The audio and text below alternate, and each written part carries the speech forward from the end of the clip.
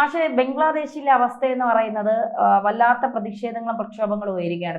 ബംഗ്ലാദേശില് അതിർത്തികൾ കടന്ന് ഇന്ത്യയെ ആക്രമിക്കാനുള്ള ഒരു നീക്കമൊക്കെ നടത്തുന്നുണ്ട്. ഇന്ന് ബംഗ്ലാദേശിന്റെ ഒരു വിദ്യാർത്ഥി നേതാവ് പറയുന്നത്, ബംഗ്ലാദേശിൽ നിന്ന് ഇന്ത്യക്ക് കൊടുത്തോണ്ടിരിക്കുന്ന പണം ഞങ്ങളങ്ങ് നിർത്തിയാൽ ഇന്ത്യ പട്ടിണിയാകും. ഇപ്പോ നയതന്ത്ര വിദഗ്ധരൊക്കെ പറയുന്നത് നിങ്ങൾക്ക് കിട്ടുന്ന അടിയുടെ വീര്യം ഇതോടുകൂടി കൂടാനാണ് സാധ്യത. അതുകൊണ്ട് ഇത്തരം ബാലിശമായ വാക്കുകൾ ഉപയോഗിക്കാതിരിക്കുക, പറയാതിരിക്കുക എന്നുള്ളതാണ്. ഇപ്പോ ചിറ്റഗോങ് അടക്കം ഇന്ത്യ വിസ്തൃതി കൂട്ടിയാലോ എന്നൊക്കെയുള്ള ആലോചനകൾ ഇന്ത്യ നടത്തി തുടങ്ങി എന്നൊക്കെയുള്ള വിവരങ്ങൾ പുറത്തു വരുന്നു. നേരത്തെ റഷ്യയും ഇന്ത്യയും തമ്മിലുള്ള ഒരു കരാർ അനുസരിച്ച് ഇത്തരത്തിലൊരു പ്രശ്നം ഉണ്ടാകുമ്പോൾ റഷ്യൻ സൈന്യത്തെ കൂടി ഇന്ത്യക്കൊപ്പം വിട്ടുകൊടുക്കാമെന്നൊക്കെയുള്ള ഒരു കരാറുണ്ട്. ഇതൊക്കെ മുൻനിർത്തുമ്പോൾ എന്തായിരിക്കും ബംഗ്ലാദേശിൽ സംഭവിക്കാൻ പോകുന്നത്? ഇല്ല, ബംഗ്ലാദേശിലെ ഒരേ ഒരു പ്രശ്നമേ ഉള്ളൂ. ഇതൊക്കെ ഈ ഒരു ലഹളയും കലാപം നടക്കുമ്പോൾ ക്യാമറയുടെ മുമ്പിൽ നിന്ന് ഏത് വിവരം കേട്ടോനും എന്തും വിളിച്ചു പറയാലോ.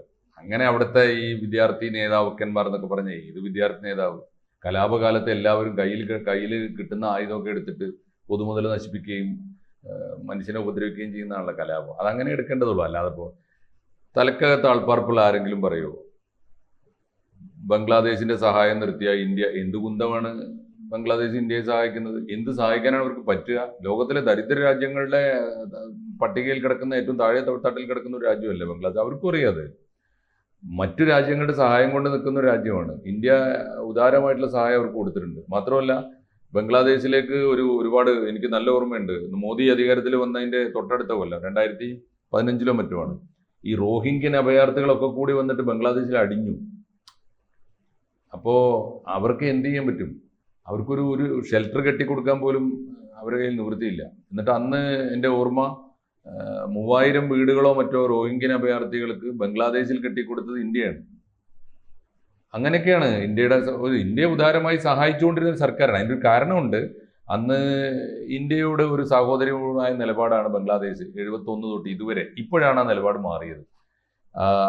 ഇപ്പോൾ ഷെയ്ഖ് ഹസീനയുടെ പിതാവ് ആണല്ലോ അവിടുത്തെ രാഷ്ട്രപിതാവ് ഷെയ്ഖ് മുജീബുർ റഹ്മാൻ. അദ്ദേഹത്തിന്റെ കാലം തൊട്ട് തന്നെ ഇന്ത്യയോട്, അല്ലെങ്കിൽ അതിനൊരു കാരണമുണ്ട്, നന്ദി മാത്രമാണ് അതിന്റെ കാരണം. ഇന്ത്യ ഇല്ലെങ്കിൽ ബംഗ്ലാദേശ് ഇല്ല. പാകിസ്ഥാനോട് യുദ്ധം ജയിക്കാനൊന്നുള്ള ശേഷി അവർക്കില്ല. അപ്പോൾ പാകിസ്ഥാനെതിരായി ബംഗ്ലാദേശിനെ യുദ്ധം നയിപ്പിച്ച് അവർക്ക് സ്വാതന്ത്ര്യം നേടിക്കൊടുത്ത് ബംഗ്ലാദേശ് ഉണ്ടാക്കിയത് ഇന്ത്യയാണ്. ആ കടപ്പാടും നന്ദിയൊക്കെ അവർക്ക് ഉണ്ടായിരുന്നു. അത് ഇപ്പോഴും ഉണ്ട്. പക്ഷേ പറ്റിയത് എന്താണെന്ന് വെച്ചാൽ ഈ ഷെയ്ഖ് ഹസീനയെ അട്ടിയോടിക്കാൻ ചില വിദേശ ശക്തികൾ ഇടപെട്ടു. അത് അമേരിക്കൻ ഡീപ് സ്റ്റേറ്റ് ആയിരുന്നു, എല്ലാവർക്കും അറിയാം. അമേരിക്കൻ ഡീപ് സ്റ്റേറ്റിന് ഇന്ത്യയിലും ചില താല്പര്യങ്ങളുണ്ട്.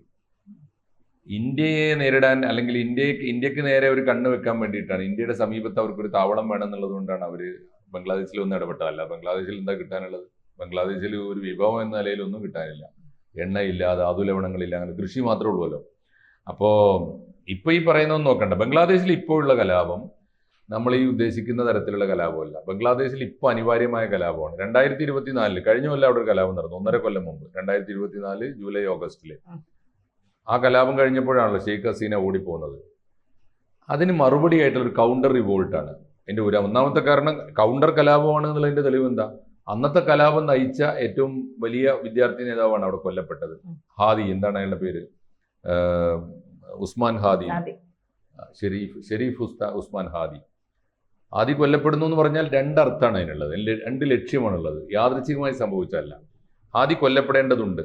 2 കാരണങ്ങളാണ്. ഒന്നെന്താണ്? 2024 ബംഗ്ലാദേശിലെ കലാപം നടന്നു കഴിഞ്ഞപ്പോൾ ബംഗ്ലാദേശ് ഗവൺമെന്റ്, പിന്നീട് അവിടെ അമേരിക്കൻ പിന്തുണയോടുകൂടി വന്ന പാവ സർക്കാർ എന്ന് വെച്ചാൽ ഈ മുഹമ്മദ് യൂനുസിന്റെ നേതൃത്വത്തിലുള്ള സർക്കാർ, അവരെന്താ തീരുമാനിച്ചത്? അവരവിടെ ഒരു ബംഗ്ലാദേശ് ഇന്റർനാഷണൽ ക്രിമിനൽ ട്രിബ്യൂണൽ ഉണ്ടാക്കി ഒരു പ്രഹസനം പോലെ വിചാരണ നടത്തി. എന്നിട്ട് തീരുമാനിച്ചു 2024 കലാപത്തിന് ഉത്തരവാദി 3 പേരാണ്. ഒന്ന് പ്രധാനമന്ത്രി ഷെയ്ഖ് ഹസീന, 2 ആഭ്യന്തരമന്ത്രി ചൗധരി, വേറൊന്ന് അവിടുത്തെ പോലീസ് മേധാവി. എന്താ കുറ്റം?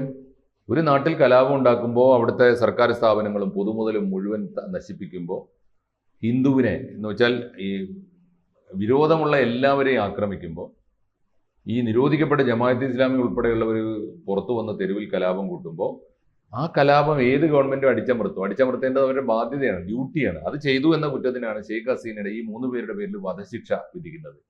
ഷെയ്ഖ് ഹസീനക്ക് വധശിക്ഷ വിധിച്ചത് എന്തിന്റെ പേരിലാണ്? ഒരു നാട്ടിൽ കലാപം ഉണ്ടായപ്പോൾ ബോധപൂർവം കലാപം ഉണ്ടാക്കിയപ്പോൾ അതിനെ അടിച്ചമർത്തിയ കുറ്റത്തിനാണ് അവരെ വധശിക്ഷയ്ക്ക് വിധിച്ചത്. ആണല്ലോ. അങ്ങനെയാണെങ്കിൽ അതിന്റെ കൗണ്ടർ എന്താണ്? ഇതുപോലൊരു കലാപം ഉണ്ടാവുക, ആ കലാപത്തെ ആരാ അടിച്ചമർത്തുക? മുഹമ്മദ് യൂനുസ് അടിച്ചമർത്തും. അതല്ല ഇപ്പൊ നടക്കുന്നത്. മുഹമ്മദ് യൂനുസ് അടിച്ചമർത്തിയാൽ ഇതേ ഇന്റർനാഷണൽ ട്രിബ്യൂണൽ കോർട്ടിൽ ആ കേസ് വരും. എന്തായിരിക്കും വിധി? ഷെയ്ഖ് ഹസീനക്ക് കൊടുത്താണ് വിധിയെങ്കിൽ, അതാണ് കീഴ്വഴക്കമെങ്കിൽ മുഹമ്മദ് യൂനുസിനെ തൂക്കിലേറ്റാൻ വിധി വരണ്ടേ? 2 വധശിക്ഷക്ക് വിധി വന്നാൽ ഒരു ബാലൻസ് വരും, അപ്പോൾ ഒരു തീരുമാനം വരും. കൃത്യമാണ് പൊളിറ്റിക്സ്. അജ്ഞാതരായ ആരോ വന്നിട്ടാണ് മോട്ടോർ ബൈക്കിൽ മുഖം മൂടിയൊക്കെ ഇട്ടിട്ടാണ് ഇയാളെ കൊന്നത്. അതങ്ങനെ അജ്ഞാതരാണെന്ന് ഞാൻ കരുതുന്നില്ല. ആരാണെന്ന് ഒന്നും ഇപ്പൊ നമ്മുടെ കയ്യിൽ തെളിവുകളൊന്നുമില്ല. പക്ഷെ യുക്തിബോധം വെച്ച് നമുക്ക് പറയാൻ പറ്റും ആരായിരിക്കും അതിന്റെ പിന്നിലെന്ന്. ഒന്ന്. രണ്ടാമത്തെ കാരണം എന്താ? ഈ 12-ാം തീയതി അല്ലെ, 2026 ഫെബ്രുവരി 12-ാം തീയതി അവിടെ ഇലക്ഷൻ പ്രഖ്യാപിച്ചിട്ടുണ്ട്. എന്ത് ഇലക്ഷൻ? അവാമി ലീഗ് പങ്കെടുക്കാൻ പാടില്ല, അവാമി ലീഗ് മത്സരിക്കാനേ പാടില്ല. അവാമി ലീഗ് ഇല്ലാതെ എന്ത് ബംഗ്ലാദേശാണ്? അവാമി ലീഗാണ് അവിടെ ബംഗ്ലാദേശ് ഉണ്ടാക്കിയത്. അവരാണ് സ്വാതന്ത്ര്യ സമരം നടത്തിയത്. അവരാണ് ഇത്രയും കാലം മോശമല്ലാത്ത, ഇടക്കാലത്ത് കുറച്ചു കാലം ഖാലിദ സിയ ഭരിച്ചത് ഒഴിച്ചാൽ ആ നാട് ഇത്രയും കാലം ഭരിച്ചിട്ടൊരു കുഴപ്പമുണ്ടായിട്ടില്ല. സാമാന്യം ആ നാടിനെ പുരോഗതിയിലേക്ക് നയിച്ചിട്ടേ ഉള്ളൂ ഷെയ്ഖ് ഹസീന. ഷെയ്ഖ് ഹസീന ഇല്ല, അവരുടെ പാർട്ടി ഇല്ല, അവരാരും മത്സരിക്കാൻ പാടില്ലാത്തൊരു തെരഞ്ഞെടുപ്പ്. ആർക്ക് വേണ്ടിയാ തെരഞ്ഞെടുപ്പ്? ആ തെരഞ്ഞെടുപ്പിൽ ഷെയ്ഖ് ഹസീനയെയും അവാമി ലീഗിനെയും മാറ്റി നിർത്തിയിട്ട് മത്സരിക്കാൻ പോകുന്ന ഒരുത്തനായി ഇവൻ. അവനെ വെച്ചേക്കാൻ പാടുണ്ടോ എന്നാണ് ചോദ്യം. ആളെ കൊന്നതിനൊക്കെ നമ്മളെതിരാണ്, കൊല്ലാനൊന്നും പാടില്ല. പക്ഷെ ചില നേരങ്ങളിൽ ചില കാലങ്ങളിൽ കൊല്ലപ്പെടേണ്ടവൻ എന്തുകൊണ്ടായിരിക്കും? ഒന്നാമത്തെ ലക്ഷ്യം ഷെയ്ഖ് ഹസീനയുടെ വധശിക്ഷ പിൻവലിക്കാൻ ബംഗ്ലാദേശിനെ നിർബന്ധിക്കേണ്ടതുണ്ട്. ആരായിരിക്കും അതിന്റെ പിന്നിൽ നോർത്താൽ മതി.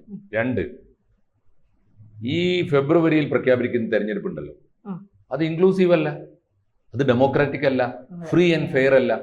അങ്ങനെ ഇലക്ഷൻ നടത്തിയിട്ട് എന്താ കാര്യം? അതുകൊണ്ട് ആ ഇലക്ഷൻ നടത്താനും പാടില്ല. ഈ 2 ലക്ഷ്യത്തിന് വേണ്ടി നിവൃത്തിയില്ലാത്ത ഘട്ടത്തിൽ മറ്റെല്ലാ വഴികളും അടയുമ്പോൾ ഒറ്റ വഴിയുള്ളൂ, കലാപം ഉണ്ടാക്കുക തന്നെ. ബംഗ്ലാദേശിലെ കലാപം ഇപ്പോൾ അനിവാര്യമാണ്. ബംഗ്ലാദേശ് ഇങ്ങനെ കത്തി ആളുന്നേ എന്ന് വെച്ച് വിലപിക്കേണ്ട നേരമല്ല, ബംഗ്ലാദേശ് കുറച്ച് കത്തട്ടെ എന്ന് വിചാരിക്കേണ്ട നേരം. കാരണം അതിലൊരു നീതിയുണ്ട്, കാവ്യനീതിയാണ്, കാലത്തിന്റെ കാവ്യനീതിയാണത്. ആ കലാപത്തിന് ശേഷം ഉരുത്തിരിഞ്ഞു വരുന്ന കുറെ പരിഹാരങ്ങൾ ഉണ്ടാവും. ആ പരിഹാരത്തെ പ്രതീക്ഷയോടെ കാണുന്ന ഒരാളാണ് ഞാൻ. അതുകൊണ്ട് ഇപ്പൊ ഈ പറയുന്നൊന്നും നോക്കണ്ട. ഈ കലാപം നടക്കുമ്പോൾ ഭൂമിയിലെ എല്ലാ ചാനലുകളും കൊണ്ടുപോയി ക്യാമറ വെച്ചു കൊടുക്കും. വഴിയിൽ കിട്ടുന്ന എല്ലാ വൃത്തികെട്ടവന്റെയും വായിൽ വെച്ചു കൊടുക്കും. അവൻ വായി തോന്നിയൊക്കെ വിളിച്ചു പറയും. അതൊന്നുമല്ല ബംഗ്ലാദേശ് ഇപ്പൊ അനിവാര്യമാണ്. കാരണം ബംഗ്ലാദേശിൽ നമുക്ക് വേണ്ടത് എന്താ? ഷെയ്ഖ് ഹസീനയെ കാലാകാലവും നമ്മളിങ്ങനെ കടുത്ത സുരക്ഷയിൽ വലിയ റിസ്ക് എടുത്ത് ഇവിടെ പോറ്റാൻ പറ്റും എന്ന് പറയാൻ പറ്റില്ല. ഷെയ്ഖ് ഹസീനയെ നമുക്ക് വിട്ടുകൊടുക്കണമെങ്കിൽ 2 കാര്യങ്ങൾ നടക്കണം. ഒന്ന്, പ്രാഗിലെ ഇന്റർനാഷണൽ ക്രിമിനൽ കോർട്ടിൽ അവർ കേസ് കൊടുത്തിട്ടുണ്ട്. അതാണല്ലോ ഇന്റർനാഷണൽ കോടതി. ആ കോടതിയിൽ അവർ ഉന്നയിക്കുന്ന ഒരു പ്രധാനപ്പെട്ട പ്രശ്നം എന്താ? ബംഗ്ലാദേശിലെ ക്രിമിനൽ ട്രിബ്യൂണല് എന്നെ വിചാരണ ചെയ്തിട്ടില്ല. പ്രതിയോട് ചോദിക്കാതെ പ്രതിയെ ഏത് ഭൂമിയിൽ എവിടെയെങ്കിലും ഉണ്ടോ അങ്ങനെ? തൂക്കിലേറ്റാൻ വിധിക്കുന്നതിന് മുമ്പ് ഒരു വാക്ക് ചോദിക്കൂലേ? പ്രതിക്ക് വല്ലതും പറയാനുണ്ടോ? പ്രതിയെ ഹാജരാക്കുക പോലും ചെയ്യാത്ത കേസ് എന്താ? അപ്പോൾ ആ കേസ് പ്രാഗിൽ വരാനുണ്ട്.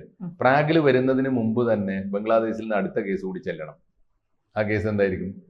ഇതേപോലെ മുഹമ്മദ് യൂനുസും കൈ കൂപ്പിക്കൊണ്ട് ചെല്ലും, കർത്താവെ രക്ഷിക്കണേ, കാരണം എൻ്റെ പേരിലും വധശിക്ഷ വരുന്നുണ്ട്, ഞാനാണ് ഷെയ്ഖ് ഹസീനക്കെതിരെ വധശിക്ഷ ഒപ്പിച്ചു കൊടുത്തത്, ഇപ്പൊ എൻ്റെ നേരെയും വാളെടുത്തവൻ വാളാൽ തന്നെ, അതുകൊണ്ട് എന്നെയും കൂടി രക്ഷിക്കണേ. അപ്പൊ ന്യായമായി നീതി കിട്ടും. ഒന്ന്. രണ്ടാമത്തെ കാര്യം, ബംഗ്ലാദേശിൽ തെരഞ്ഞെടുപ്പ് നടക്കുമ്പോൾ ഇൻക്ലൂസീവ് ആകും. ഒന്നുകിൽ തെരഞ്ഞെടുപ്പ് മാറ്റിവെക്കും, സമാധാനം വരുന്നവരെ തെരഞ്ഞെടുപ്പ് മാറ്റിവെക്കും. ഒന്നാമത്തെ കാര്യം. രണ്ടാമത്തെ കാര്യം, അവാമി ലീഗിന് പ്രാതിനിധ്യമില്ലാത്ത തെരഞ്ഞെടുപ്പല്ല, അവരെയും കൂടി ചേർത്തുകൊണ്ട് തെരഞ്ഞെടുപ്പ് നടത്താൻ നിർബന്ധിതരാകും. സമാധാനപൂർവ്വം അവാമി ലീഗ് കൂടി പങ്കെടുക്കുന്ന ഒരു തെരഞ്ഞെടുപ്പാണെങ്കിൽ ആ തെരഞ്ഞെടുപ്പിന് ശേഷം ആര് ജയിച്ചാലും അതിനകത്തൊരു സമാധാനത്തിന്റെയും ജനാധിപത്യത്തിന്റെയും അന്തരീക്ഷം ഉണ്ടാവും. അന്നേരത്ത് ഷെയ്ഖ് ഹസീനക്ക് തോന്നുകയാണ് എനിക്കിപ്പോൾ എൻ്റെ നാട്ടിലേക്ക് പോകാൻ നേരമായി എന്ന് തോന്നിയാൽ ലാൽ സലാം എന്ന് പറഞ്ഞ് നമ്മൾ യാത്രയാക്കും. അപ്പോൾ ഷെയ്ഖ് ഹസീനക്ക് സമാധാനത്തോടെ നാട്ടിലേക്ക് മടങ്ങാൻ പറ്റും. ഇത്രയും സാഹചര്യങ്ങളൊക്കെ ഒരുക്കേണ്ടത് ഇപ്പോൾ ആരുടെ ആവശ്യമാണെന്ന് ഓർത്താൽ മതി. ഈ ഡീപ് സ്റ്റേറ്റ്, ഞാൻ ഒറ്റ കാര്യം പറയുന്നുള്ളൂ, ആളുകൾ ഇങ്ങനെ ഇന്ത്യയെ അണ്ടർ എസ്റ്റിമേറ്റ് ചെയ്യരുത്. ഡീപ് സ്റ്റേറ്റ് എന്ന് പറയുന്ന ഈ അമേരിക്കൻ തമ്പുരാക്കന്മാർക്ക് മാത്രം ചെയ്യാൻ പറ്റിയ പണിയല്ല. വേണ്ടി വന്നാൽ അത് ഇന്ത്യക്കും പറ്റും. ഇത് ഇന്ത്യയാണെന്നൊന്നും ഞാൻ പറഞ്ഞിട്ടില്ല, ഞാനൊട്ട് പറയുകയില്ല. അതൊക്കെ പ്രേക്ഷകർക്ക് വിട്ടിരിക്കുന്നു. പക്ഷെ അനിവാര്യമായ കലാപമാണെന്ന് ഞാൻ വിശ്വസിക്കുന്നു. ഈ കലാപത്തിന് കൃത്യമായ നല്ല റിസൾട്ടുകൾ ഉണ്ടാകും. അതിൻ്റെ കുറച്ച് കാഷ്വാലിറ്റീസ്, ഒരു ദുരന്തം വരുമ്പോൾ അല്ലെങ്കിൽ ഇപ്പോൾ ഒരു കലാപം അനിവാര്യമായി ഉണ്ടാകുമ്പോൾ അതിൻ്റെ കുറേ ദുരന്തങ്ങൾ ഉണ്ടാവും. അത് ഈ ഷെയ്ഖ് ഹസീനക്കെതിരായി ഇവർ ഉണ്ടാക്കിയ 2 ആഴ്ച അവിടെ എന്തൊക്കെയാണ് നടന്നത്? അപ്പോൾ അത്തരം ദുരന്തങ്ങളൊക്കെ ഉണ്ടാവും. ആ ദുരന്തങ്ങൾ അനിവാര്യമായ ഒരു നല്ല റിസൾട്ടിന് വേണ്ടിയാണെന്ന് ആണ് എൻ്റെ വിശ്വാസം. നമുക്കത് പ്രതീക്ഷയോടെ കാത്തിരിക്കാം. അതെ.